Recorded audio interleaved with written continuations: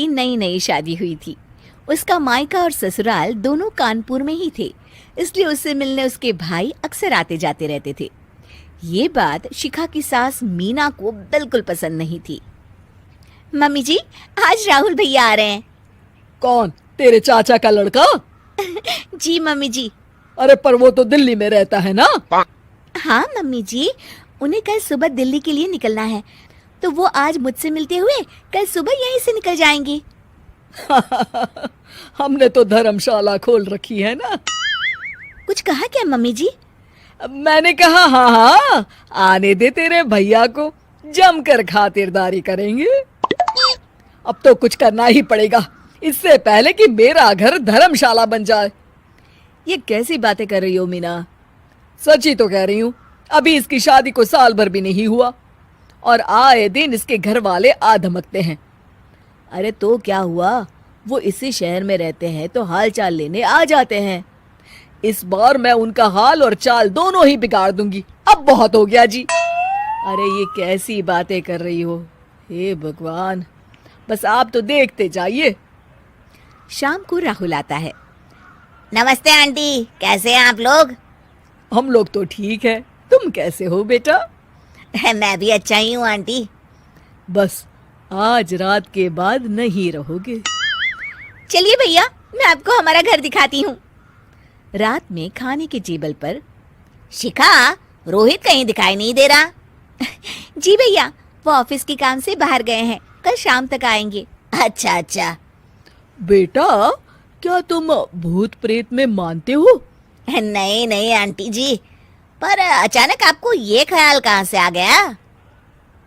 पता नहीं क्यों, कभी कभी मुझे लगता है जैसे रात के समय बैठक में कोई घूमता रहता है। ये आप क्या कह रही हैं मम्मी जी? हाँ, तुम लोग घबरा ना जाओ, इसलिए मैंने आज तक इस बारे में कुछ नहीं कहा। ये आपका वहम होगा आंटी जी, ऐसा कुछ नहीं होता। हो सकता है। चलो अब मेरा सोने का टाइम हो गया है तो चलती हूँ मैं। शिखा बेटा, राहुल के सोने की व्यवस्था वहीं दीवान पर कर देना। जी पापा जी। अब चलिए भी। अच्छा, तो बैठक में सोने वाले हैं साहबजादे। क्या बड़बड़ा रही हो? कुछ नहीं, आप सो जाइए। मीना और महेश के सोने के बाद शिखा और राहुल आपस में बात कर रहे होते हैं, तभी डोरबेल बजती है। अरे आप! सरप्राइज! काम जल्दी खत्म हो गया तो मैं आज ही चला आया। ये तो बहुत अच्छा किया। देखिए राहुल भैया भी आए हुए हैं, आप दोनों का मिलना भी हो जाएगा। कैसे हो रोहित? मैं तो ठीक हूँ भैया। शिखा, मैं भी आज यहीं सो जाता हूँ, राहुल भैया से बातचीत भी हो जाएगी। अच्छा अच्छा ठीक है।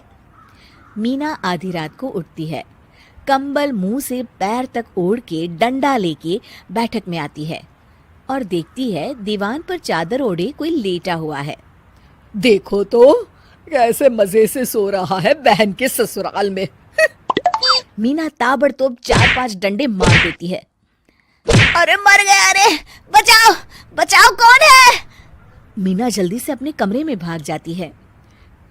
हे भगवान, ये मैंने क्या किया? ये रोहित कहाँ से आ गया? लगता है ये नालायक राहुल मेहमानों वाले कमरे में सो गया होगा।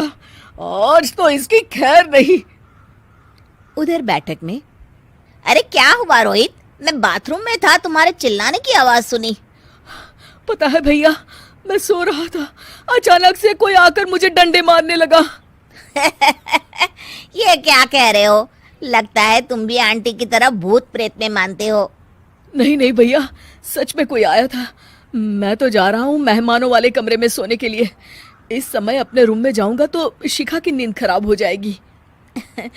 ठीक है भाई, जाओ तुम, जहाँ तुम्हारा भूत डंडा लेके ना आ सके। थोड़ी देर बाद मीना कंबल ओढ़ के डंडा लेकर मेहमानों वाले कमरे में पहुंच जाती है। वो बिस्तर पर सोए रोहित को फिर डंडों से मारने लगती है। अरे मर गया, अरे मर गया। तू भूत प्रेत में नहीं मानता ना? ये ले, अब डंडे खा। हैं? ये तो माँ की आवाज है। रोहित कंबल खींच देता है। बेटा तू! अरे ये क्या कर रही हो माँ? मार मार के मेरा भरता बना दिया आपने। माफ कर दे मेरे लाल, मैंने तो तुझे ही मार मार के लाल कर दिया। मैं तो उस राहुल के बच्चे को सबक सिखाना चाहती थी। राहुल भैया को?